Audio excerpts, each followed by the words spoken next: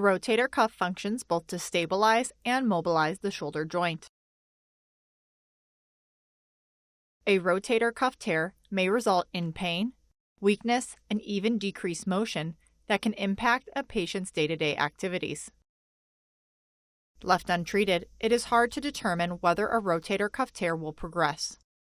Sometimes, if a tear is not addressed for years, not only may the tear enlarge in size, but there may be changes to the cartilage, which is the smooth covering on the ends of our bones that allows for our joints to have smooth and pain-free movement. These changes are referred to as rotator cuff arthropathy, which is a type of wear and tear arthritis.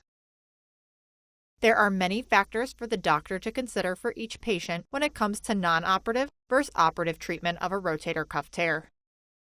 Two of these factors include depth of the tear or size of the tear. Depth can be broken down into partial thickness versus a full thickness tear. Size of the tear can range from small, medium, large, to even massive size tears. In addition to size and depth, the surgeon will also consider the health of the patient, symptoms, location of the tear, and if there are any other ongoing conditions in the shoulder joint. For patients who are candidates for a trial of non-operative treatment, these may include activity modification, physical therapy, nonsteroidal anti-inflammatory medications, and possible therapeutic injections. For those who are not candidates or did not benefit from non-operative management, surgery will be considered. Surgically, a rotator cuff tear can be addressed in several ways.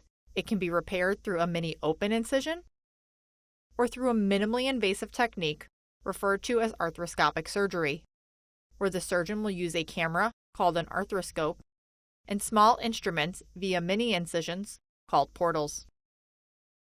Sometimes a tear may be so large the surgeon may not be able to fix it with a standard repair.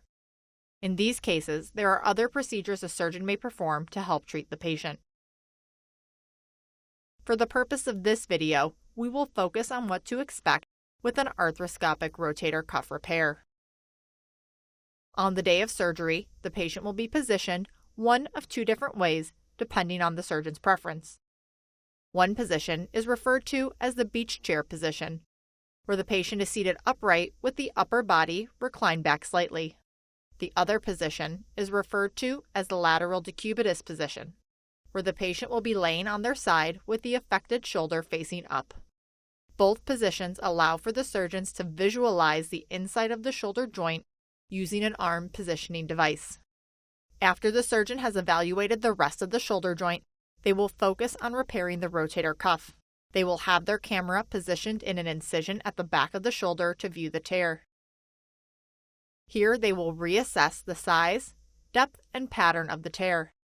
This helps the surgeon determine what kind of repair is most appropriate to perform.